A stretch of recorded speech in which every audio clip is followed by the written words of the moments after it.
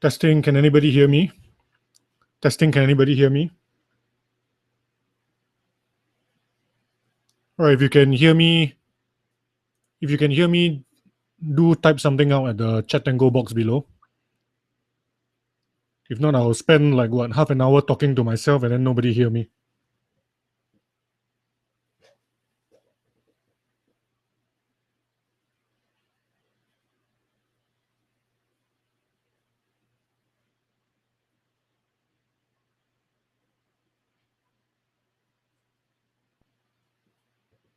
So can you all hear me?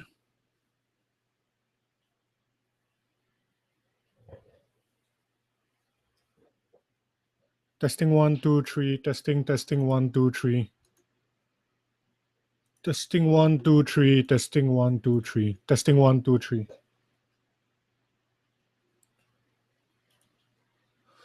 All right, don't be shy. Anytime you feel like talking, just type in the chat Tango box. I prefer to see people typing in the chat Tango box. If not, it's going to feel very weird, like I'm talking to myself like that.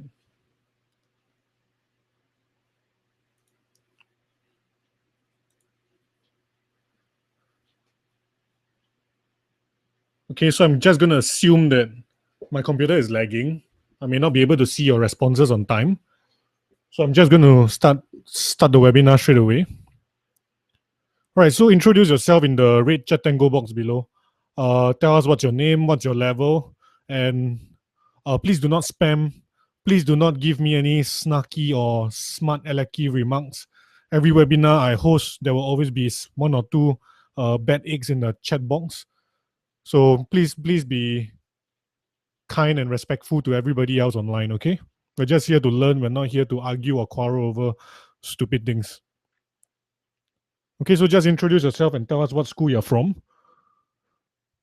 So I actually opened this webinar for Sec 1 all the way to Sec 4 because the skills that you're going to learn here can be applied during your O-levels, which is the most important exams that you will take. All right, so I just want to see how many students here are coming from Sec 3 or Sec 4. Okay, if the video quality is too bad, you can actually adjust it here, okay? You look at the YouTube, at the bottom right of the YouTube icon, you see this gear icon over here. All right, click on it, adjust the video quality to a higher setting. But when you adjust it to a higher setting, right? When you adjust it to a higher setting, you might experience some lag, okay? You might experience some lag. So if you can see the video perfectly fine, don't adjust anything, okay? Don't adjust anything.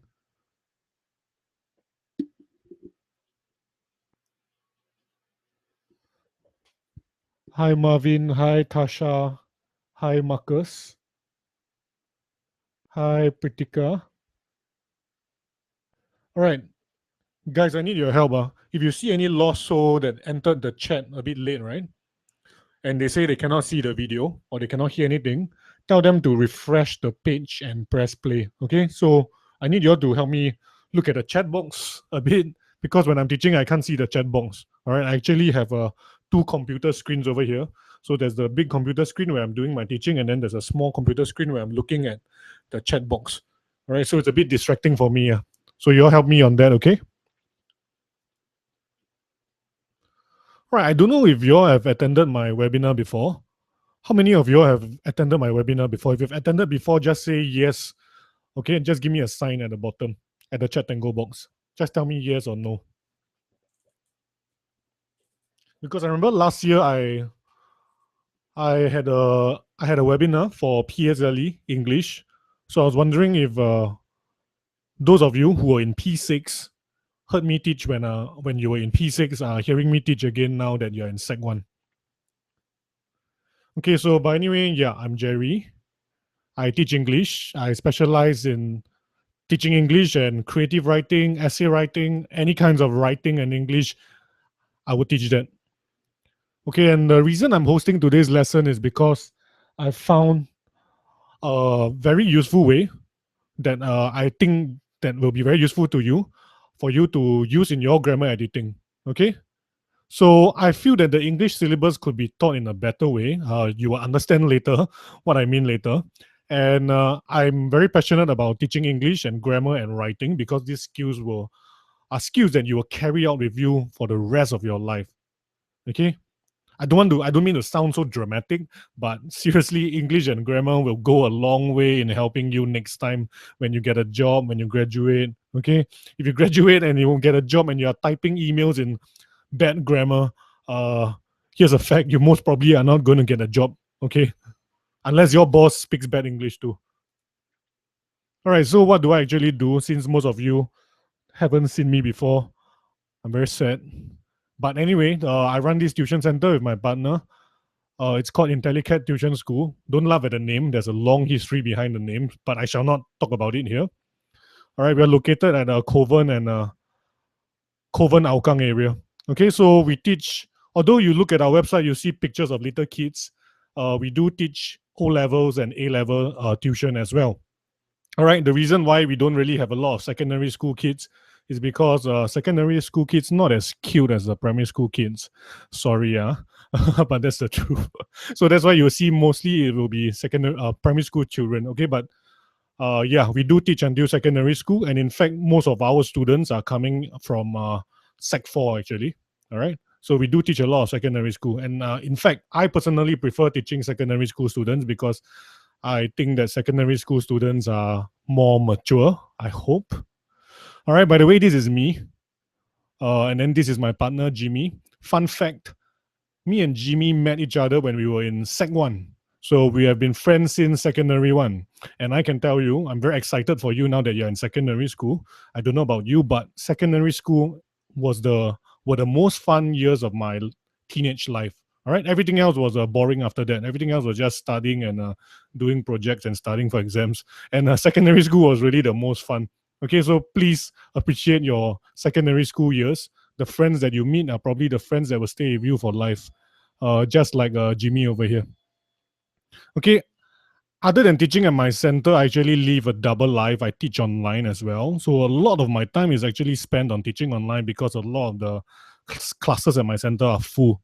Okay, and I don't want to expand my center, so I prefer to teach online. So after this webinar, you can go to this writingsamurai.com. I got a course for lower secondary students that teaches you how to write personal recount essay. Okay, so essay writing is not like primary school anymore. If you're going to write like a primary school kid, you're not going to score very high marks. Okay, so do check out the lower secondary essay writing course later. I'll talk about it later. Okay, so moving on. Okay, so a little bit more about me. I really specialize most of the time teaching online, which is why you're here right now listening to me talking. Last year I had about 2,000 students. I hope I can exceed that this year. And I have this essay writing course for lower secondary, which you may be interested in later on. All right, but okay, so I want to show you that this method actually works. I teach this method to all the students at my center and all my online students as well. All right, so my student got top in class.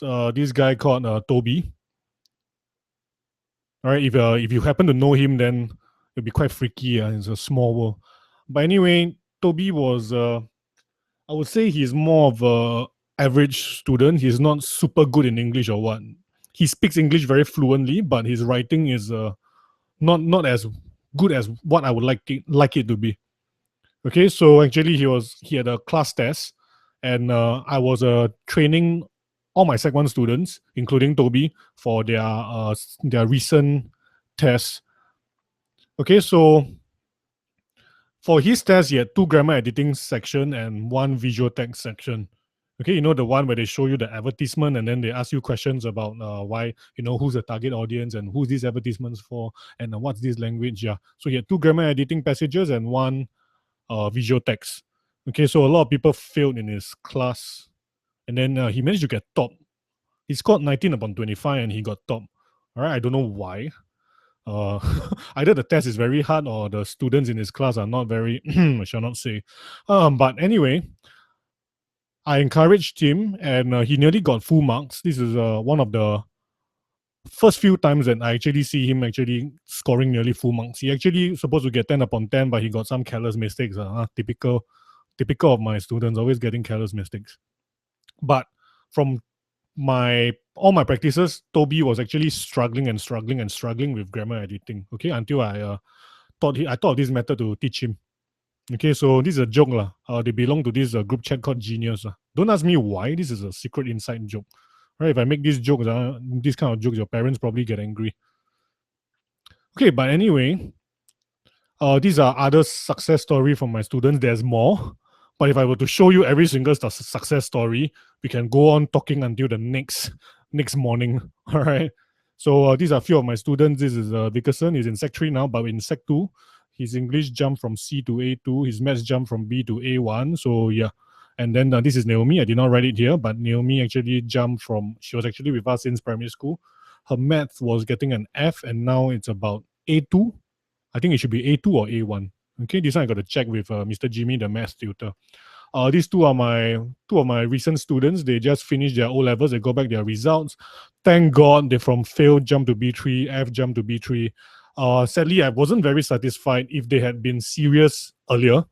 Okay, if they had been serious in their studies in Sec 1 or Sec 2, they would probably be getting A1 or A2. All right, and I'm saying this very truthfully.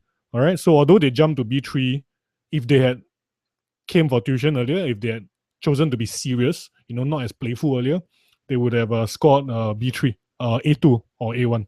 Okay, but nevertheless, we did what we could, so B3 is not bad. I mean, it's better than an F. All right, this is me. Okay, so what you are going to learn today, you're going to learn how to score full marks for grammar editing. All right, believe it or not, grammar is the part of English where you can study and memorize. Okay? All right, normally people don't study for English, but when it comes to grammar, this is the portion of English where you can study and you can memorize. Okay, so today we're going to try to score full marks. Okay, after this webinar, we'll try to score full marks. But it's going to take some practice, some hard work, some effort. Okay, so you won't become a superstar genius after watching this webinar. Okay, yeah, sadly, it doesn't work that way. You have to put in a bit of effort, some practice. All right, okay, first tip to spot some mistakes. All right, here's a simple one before I get to the hard one. First tip, this is the most important tip. I cannot stress this enough. Focus on the whole sentence and don't focus on the line. What do I mean by that? When you see your grammar editing passage, you will notice the numbering on the right-hand side.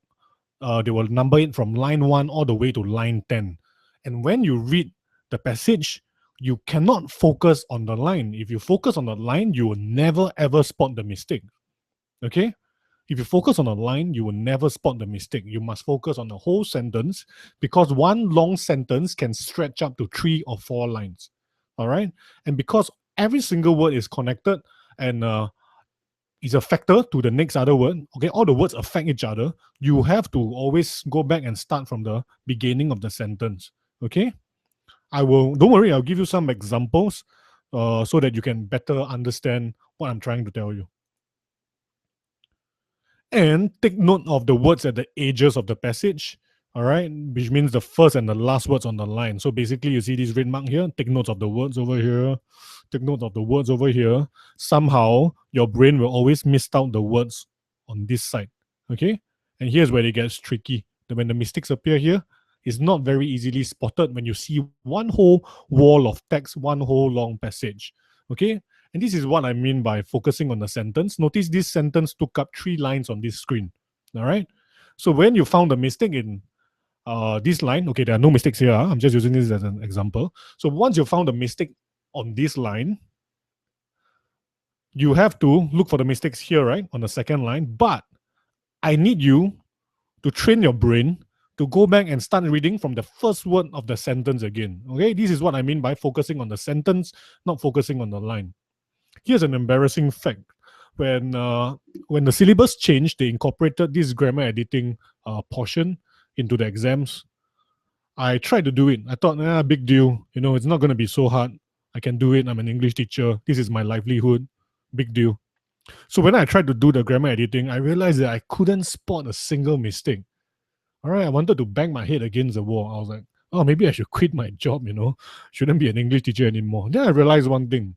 It's actually because a lot of for a very long period of time, our brains are trained to read printed text such that when we see printed text, we think that it is all correct. We think that it's all edited, just like the newspaper. We flip open the newspaper, we'll think that all the words here are correct. There will be no grammatical mistake.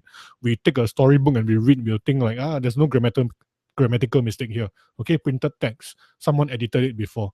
So we got to stop our brain from thinking that way when we come to do grammar editing. All right. And just by using these two tips, all right, I try to focus line by line and I can't find mistakes because I'm just staring at the line. I just stare at the line like the passage, i.e., first and last words. I can't spot any mistake here. All right. I realized I got to read the whole sentence. And then after that, I realized that I have difficulty spotting the mistakes at the side. Okay. But I can tell you the main problem that students face is this. Students go by what sounds right. They will read the whole sentence and then they will think, hey, this sounds right. I should be correct. Hey, this sounds wrong. It should be wrong. All right. Am I right? Okay. If this is how you do your grammar editing, please say yes in the chat tango box. All right. Give me a response. So if you are doing grammar editing by this way, by what sounds right, if you're approaching English by what sounds right, sad to say, what sounds right to you is probably wrong. All right, what sounds right to you is probably wrong. Okay, we need to know grammar rules and functions. Yes, all the boring rules that you have learned in primary school and you probably weren't paying attention. Yes, we need to actually know all of this. All right, and I'm quite sad that MOE doesn't test you on all these grammar rules. Okay, they give you all the questions and then somehow you must know the grammar rules in your head. But that's not the case. Students will just go by what sounds right. Oh, this sounds right. I'll put this answer. That sounds wrong. I think this is wrong. Okay? We cannot just go by feeling. We must go by logic and memory of the grammatical rules and functions that we must follow. Okay? So grammar is just English grammar and languages like Chinese, English. It's all just one set of rules. Just follow the rules. All right? Just follow the rules and you'll be fine. So here are the common rules and functions being tested. Okay, I hope that you have seen all these terms before. All right, how many of you have seen these terms before? If you have seen these terms before, say yes. If you haven't seen these terms before, just type it in the chat tango box. Say I haven't seen this before. All right, nothing to be embarrassed. Nothing to be embarrassed. Some of my secondary 4 students, when I show all these grammatical terms, they look at me like a fish out of water. The mouth just open, close, open, close. They can't say anything else. All right. Okay, so if you heard this term before, good. You're in a good school and you're paying attention. If you haven't heard these terms before, you are probably daydreaming in school, or maybe your school isn't so good. All right, so I will just go through every single term because I can tell you when you do a grammar editing text, right? Every single aspect, almost every single aspect of grammar is being tested. So all these things, all these rules over here will be tested in that one tiny passage. Okay, so your examiner will probably take the passage from somewhere and then they will change the correct words to the wrong words, and then they must fulfill all these criteria. They say, okay, I'm going to test these kids on subject-verb agreement, or okay, I'm going to test this kid on tenses. Let's see how well he knows his past tense, past perfect tense, present tense, and of course, they will test you on word formation. If all of these terms look like Greek to you, don't worry, I will go through each and every one, okay? And why you need to know each and every of these grammar rule, I need you to, from now on, whatever practice you do, whatever assessment book your parents bought for you, whatever tests or practice that your schools give you, and when you point out the mistakes, I need you to be asking yourself, hey, this mistake, this is wrong. Why is it wrong? Okay, I need to link the mistake to the rule or function of grammar. Okay, so if the mistake is a subject-verb agreement mistake, you must know, this is a subject-verb agreement error. It's supposed to be singular, not plural. Right? Oh, this is a prepositional error. It's supposed to use the word at or in. All right.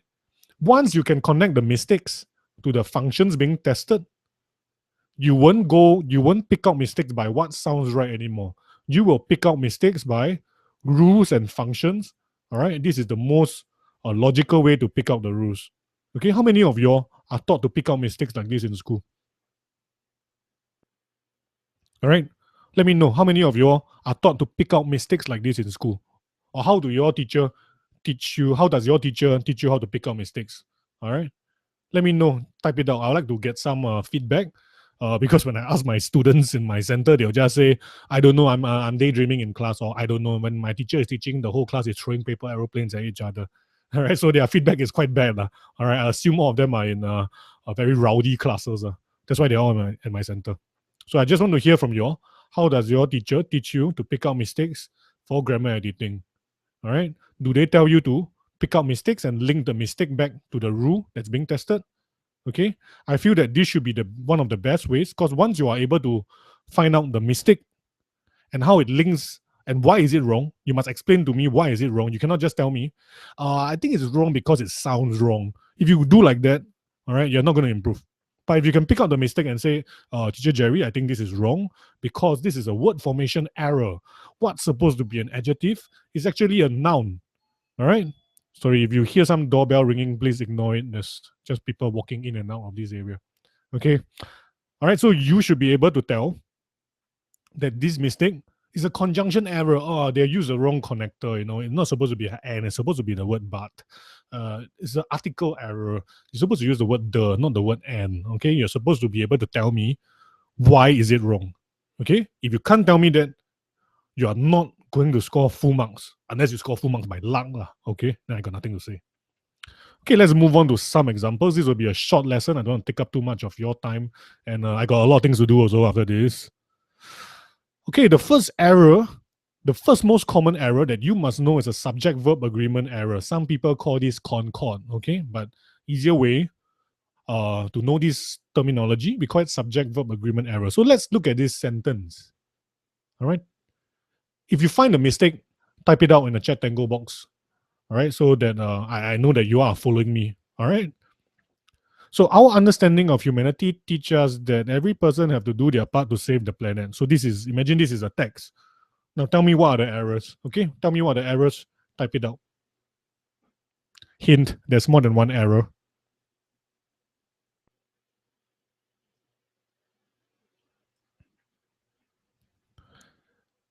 Okay, I'm not going to wait too long. If not, everybody will get bored.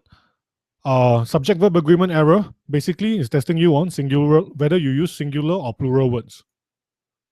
This is wrong. This is wrong. All right. So, teach. The subject here is humanity. The verb here is teach. The subject is treated as singular, so it should be teachers, not teach. Likewise, the word every refers to one person, so we have to use the word has. All right, I don't know why. I have a lot of students when they come for tuition, they mix up has and have. Okay, so has is singular, just in case you don't know. So when you see these kind of errors, you should be able to tell me, this word is wrong. This should be a has. What then? And when I ask you, imagine me asking you, so why is it wrong? And you must be able to explain to me, this is a subject-verb agreement error. The verb does not agree with the subject. The subject is singular, so the verb must be in the singular form. Okay. Take note of singular and plural words. This is the easiest way where they can come and test you. All right. Take note of countable and uncountable nouns. Countable nouns are things that you can count. Okay, like children, number of water bottles, number of pencils, number of erasers, things that you can count. All right. If there's a plural of these nouns, then we got to use the plural form of the word. If it is uncountable, things like humanity, water, air, greed, happiness, all these are uncountable nouns. We must always treat them as singular. So do take note. Does the verb match the subject? Does the verb agree with the subject? Okay. Should it be? Sorry, I got distracted. I got some person messaging me. Is the webinar still on? Some lost soul. Oh well. Can't save everybody. But anyway, do also take note of this. Do take note of collective nouns. All right. Do take note of the collective nouns as well. Collective nouns should be something like a flock of birds is flying across the sky. Notice I use the word is. I don't use the words are. All right. I don't look at the word birds. I look at the word a flock of birds. All right. So the word a flock of, this phrase, groups all the birds into one group. All right. That's why I have to use singular. Take note of this. All these are collective nouns. A flock of birds, a flock of sheep, a group of children are all treated as singular. Okay. And also do take note of this. Every, none, both, and. Words like every is singular, none, treat it as not one, singular, both and n are plural. All right, simple. All right, definitely there's more variations than this. There are more variations than what I've given you. Okay, but I just need you to keep in mind subject verb agreement mistakes are the most common ones. Next one, tenses. Next one, tenses. Tenses mistakes are quite straightforward. But what I need you to do when you read the passage, I don't read it like a story. I don't read it like, hey, I'm reading a story. You know, I'm having fun. I'm relaxing. This is not relaxing. You're supposed to edit and pick out mistakes. Okay. All right. This is not relaxing. You're supposed to edit and pick out mistakes. Take note of the time frame of the passage or the sentence. So when you read the whole passage, you must be asking yourself, hey, this is a factual passage. Should be present tense because everything is factual, you know, it hasn't changed. All right. But sometimes a sentence may be referring to a past time frame, an earlier time frame. So don't take it for granted like the whole passage is present tense. Every sentence is going to be present tense. Okay. Think logically. All right. Think critically. There's no one size fit all method. You got to make sure that every sentence has a correct time frame. All right, you're gonna get A for English, very simple. Get your subject verb agreement correct, get your tenses correct. You're probably gonna get A2 already. All right, it's just as simple as that. And the scary thing is, it's so simple, yet a lot of people cannot do it because they have developed bad habits since primary school. So if you're one of those who have been developing bad grammar habits since primary school, it's time to buck up. All right, you don't want to come into Sec 4 and then you start to feel, you know, nervous or kanchiong, you know, or anxious that your O levels is coming. All right, so start early, develop these habits early. All right, let's look at the passage. Last year, a project called Google Brain and enables people to communicate telepathically. The code that was wrote by the engineers took 5 months to complete. Okay, I made that up. Okay, there's supposed to be a full stop here. This is my error. And yeah, I made this up. There's no such thing as Google Brain. Google Brain is what we used to call one of our students who was very smart. Okay, so project called Google Brain. Can you spot the mistake here? If you spot the mistake, type it out in the chat tangle box. Okay, look at the sentence. Don't look at line by line. You're not going to spot anything. Look at the whole sentence. And if you can spot the mistake, type it out. Cool. I've seen Tasha have given me the correct answer. Awesome. All right. So last year is referring to a past time frame. Okay. We are referring to a past time frame.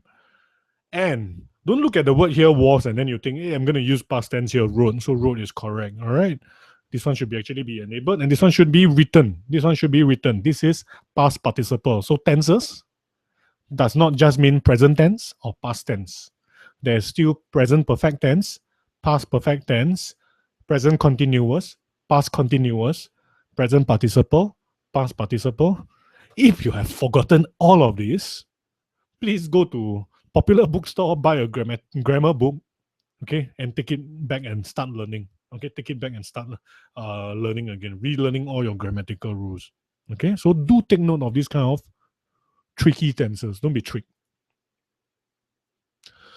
Next one is the one where students always cannot spot. All right, I've taught many students in my years of teaching, and word formation is the most painful segment of grammar that I have to teach. And even after teaching that, they are still not used to it because their brain was shut down whenever I say the word, hey, do you know what's a noun? Do you know what's a verb? Do you know what's an adjective? Do you know what's an adverb? The brain will just shut down and then they'll go to SpongeBob SquarePants or Unicorn Land. Okay, they will just start daydreaming. All right, I need you all to pay attention. If I was in the MOE, but I got no time to go there. If I could make a proposal, I would ask MOE to test people what's a noun, test students what's a noun, what's a verb, what's an adjective, and what's an adverb. Because this is really one of the basic fundamentals that you need to know of grammar. Okay, when a teacher is teaching and a teacher say, all right, this word is a noun, you don't say, what is a noun? Don't say that. You need to be able to know what's a noun, what's a verb, what's an adjective. So nouns are basically things or concepts. I'll name you one thing.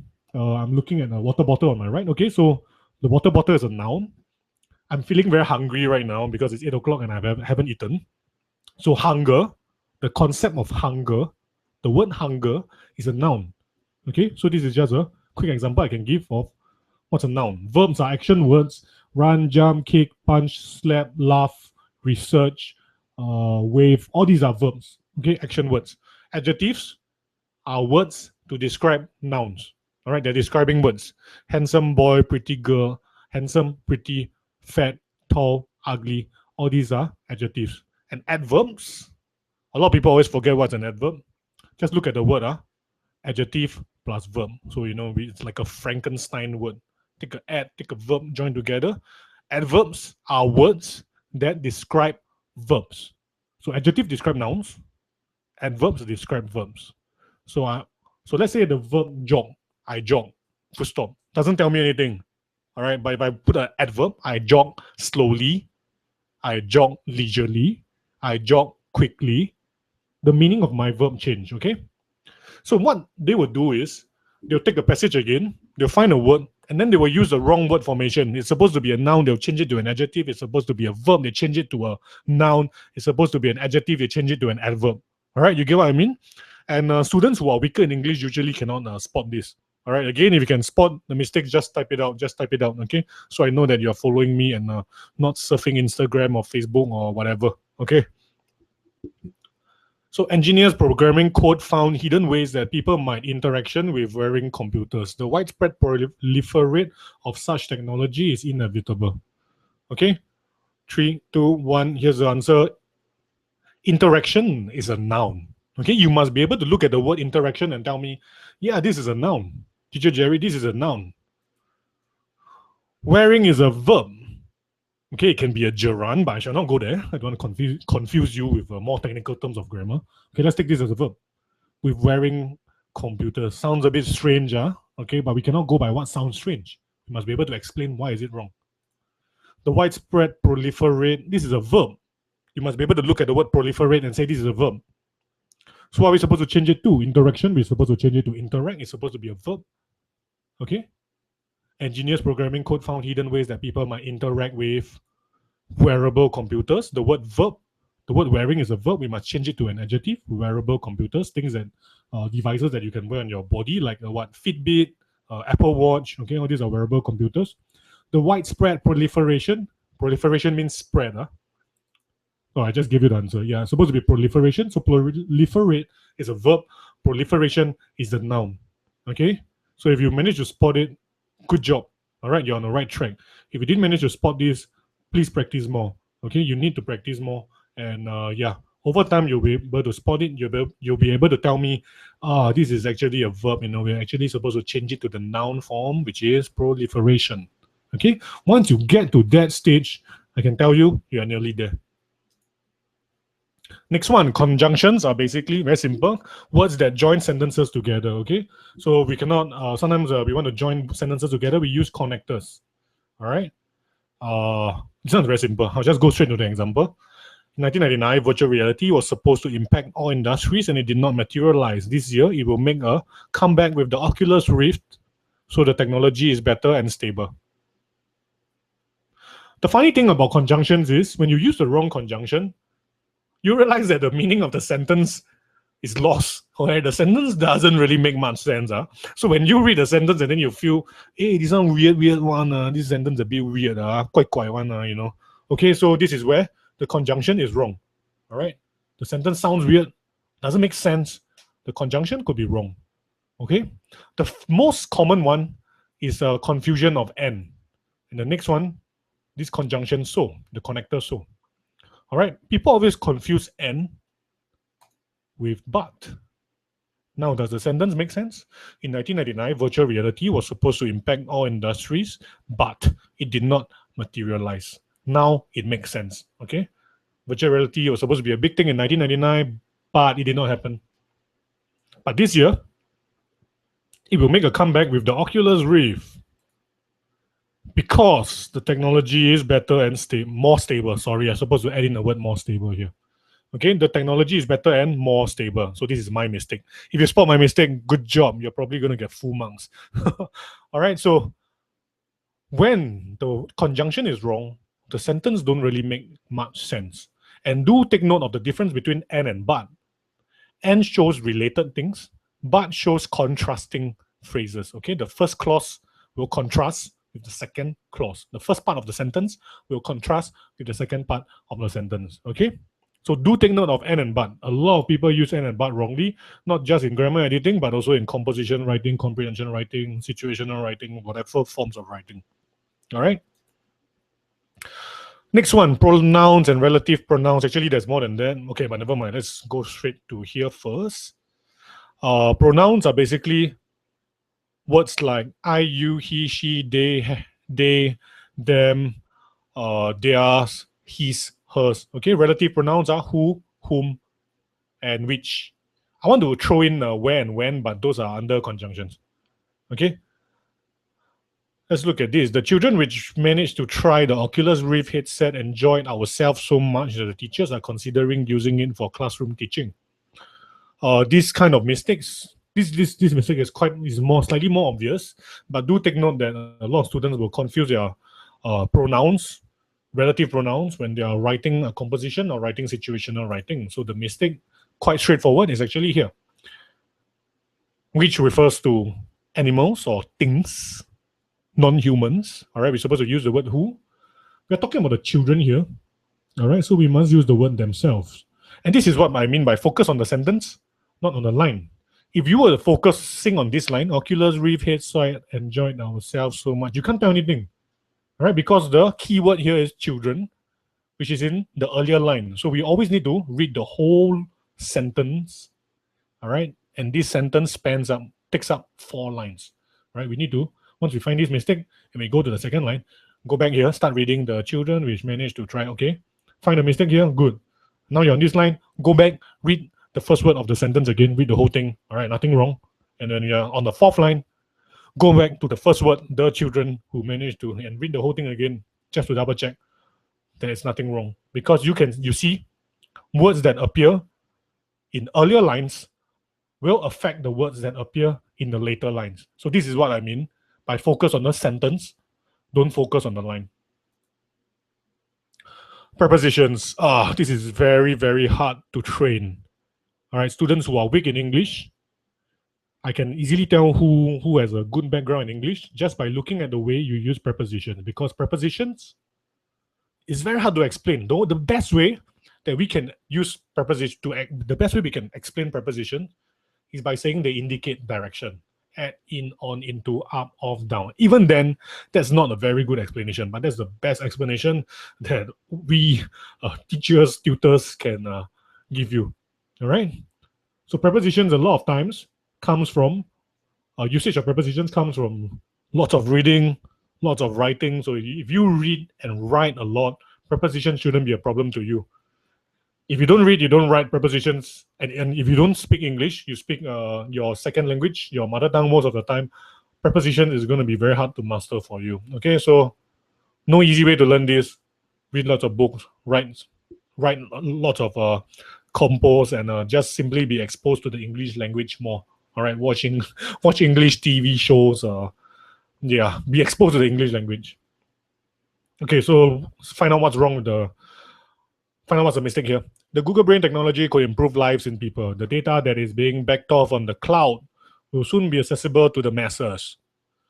Okay, I'm assuming that you are a tech-savvy generation. So the cloud doesn't mean the cloud in the sky. It means a place where you can store data that's not on your computer. Okay, you can store data offline. All right, on a server somewhere in a building that we'll probably never see. Okay, all right. But anyway, that's not the point. I'm not here to teach you about technology. I'm here to teach you about grammar. So spot the mistakes here. Type out the mistakes. This is wrong. This is wrong. Improve the lives of people, not in people. And the data is being backed up. All right, this is a phrasal verb, back, combined with up. Has a different meaning from backed off. Back off means I kind of like retreat. All right, backup means I copy the data onto the cloud. I copy it onto Google Drive so it won't get lost on my thumb drive or hard disk. Okay, so do take note of prepositions. These mistakes are also quite hard to spot. This is also quite hard to spot. And probably in every grammar editing, there's probably definitely there'll be 1 or 2 preposition errors, because why? This is the easiest to test. Okay, this one is the simplest one. Articles. Articles only consist of and the. So if it's not then it's and. If it's not and, then it's the. Okay, it's just these three words. Multiple choice, three choices. You can't get any simpler than this. Okay, but I'm going to give you a tricky one. And University in Chicago is unveiling the most anticipated prototype of wearable fitness technology. A prototype took the team 3 months to plan, 2 months to gather the resources, 8 months to build, and 5 months to test. Can you spot the mistakes? Point out the mistakes. Quite straightforward. Straightforward to me. All right, these are the mistakes. All right, fun fact. Don't look at A-E-I-O-U and say, hey, it's a U and I'm supposed to use the word N. No, it's the way you pronounce university. You're pronouncing it with a Y. University. We don't pronounce it as university. Nobody pronounces it as university. We pronounce it as university. So when you pronounce it as a Y, you use a. Okay? What if I use the word umbrella? Umbrella, we pronounce it with a sound, like a R sound. Umbrella. Okay? Then we use an umbrella. University, we use a. Next one. We cannot use a prototype here because we have already introduced the prototype in the earlier sentence. So now we are talking about the specific prototype, not just any other prototype. We're talking about the specific prototype. So we have to use the. A is not specific. The is specific. Okay? The prototype took the team 3 months to plan, 2 months to gather resources, 8 months to build, and 5 months to test. Now your sentence makes sense. Oh, okay, there's a lot more aspects of grammar, but I can tell you, if you can just master let's go back the slides. Let's go back to the previous slide.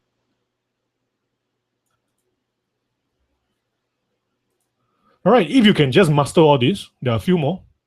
All right, there are a few more, but if I continue teaching you, it's probably going to take up 2 hours or a few more lessons. All right, but if you can master all this, you are on track to getting full marks for your grammar editing. Once you are able to point out the mistake and tell me why is it wrong, and explain to me what kind of error is it, you can tell me that, oh, this is a word formation error. It's an adjective, it's supposed to be a noun. Oh, this is a conjunction error. The connector used here is wrong. Oh, this is a prepositional error. We need to change the word in to add. Once you can explain all this, you are on your way to improving and scoring consistent marks. This method works. All right, I've been using this method on my secondary school students, and those that have been practicing a lot,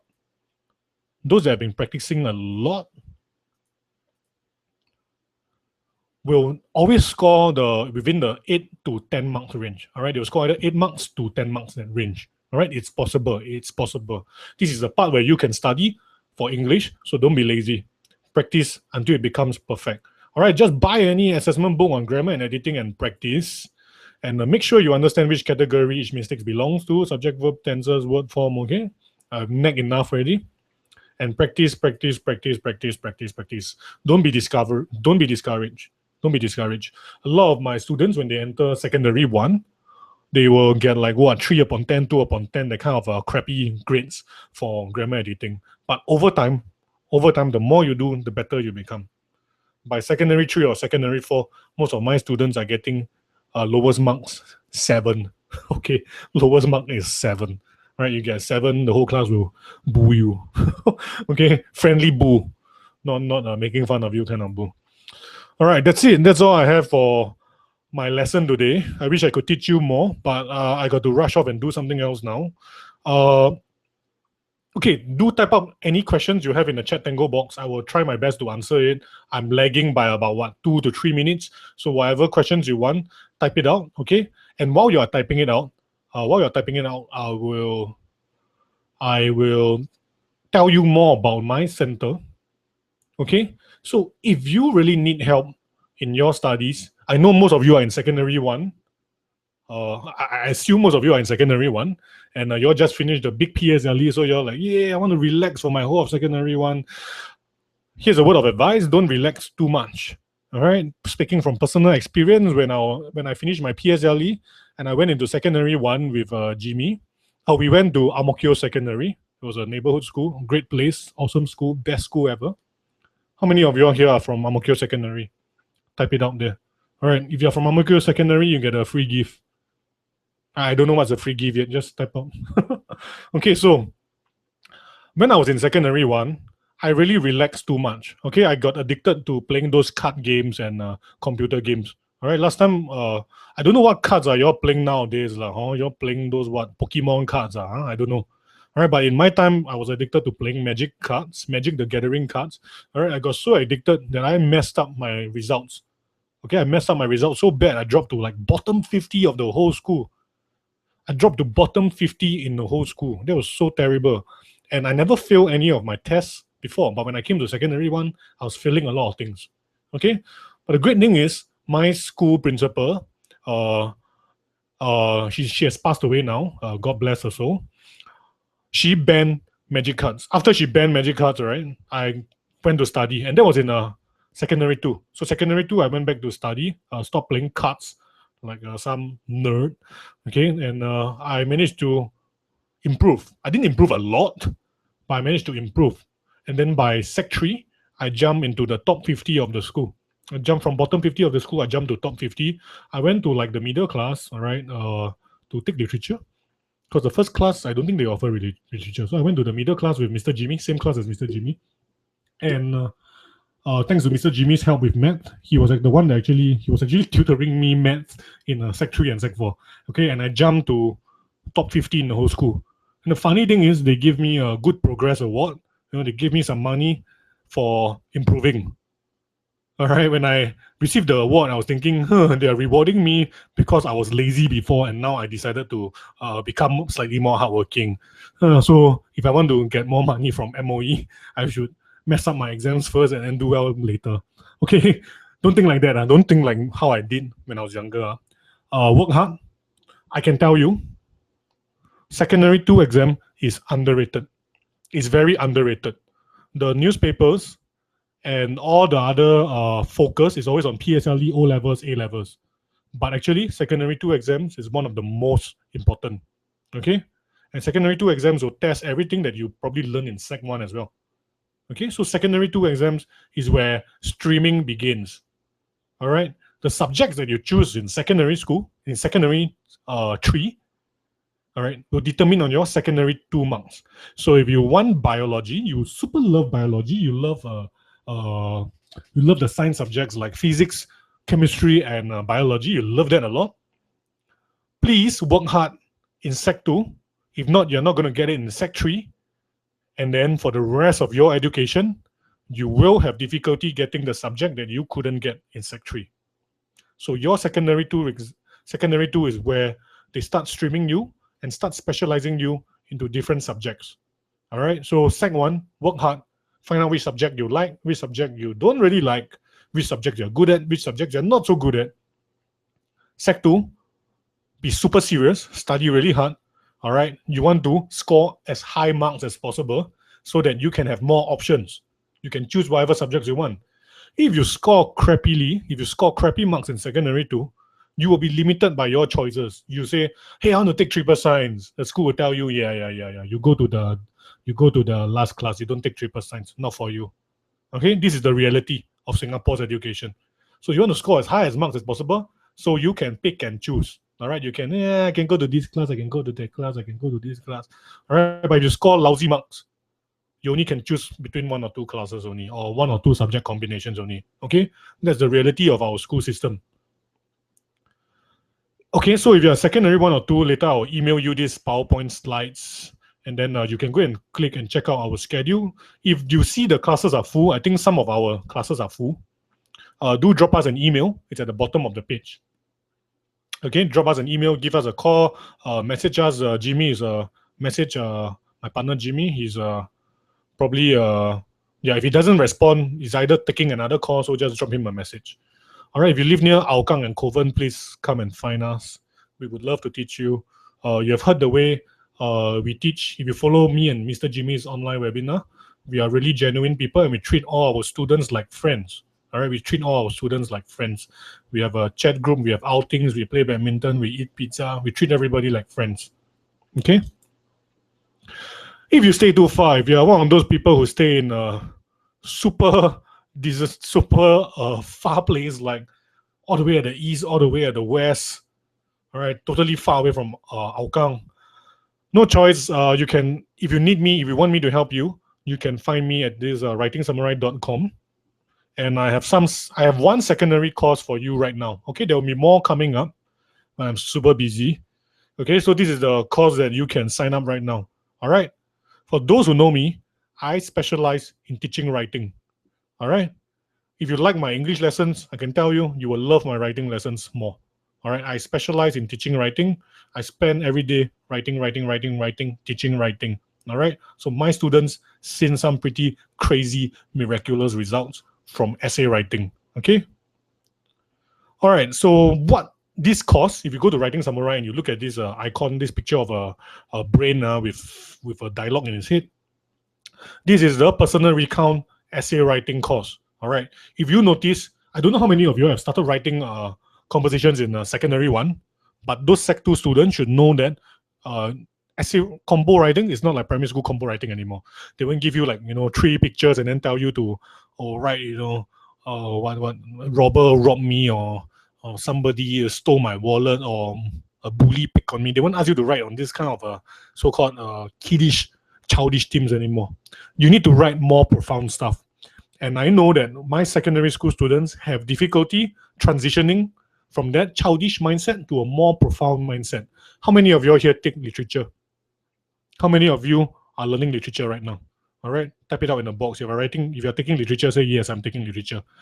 Your composition must be profound, like the literature text you are probably studying. All right, your essay must have some kind of meaning, some kind of takeaway, okay, and some kind of deep reflection and analysis in your story.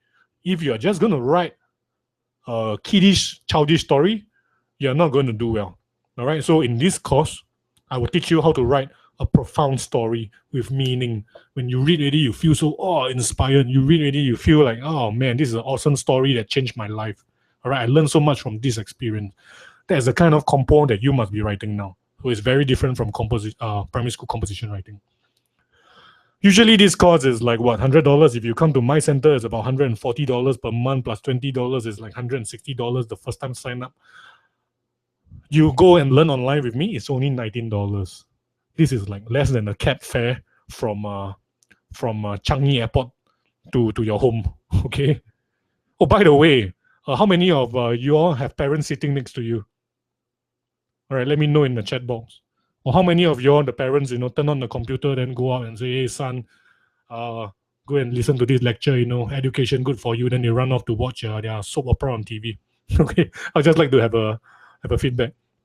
Okay, so parents, if you're listening to this, and students, if your mommy and daddy is not sitting by your side, your mom and dad is not sitting next to you, go up and tell them how you feel about this lesson.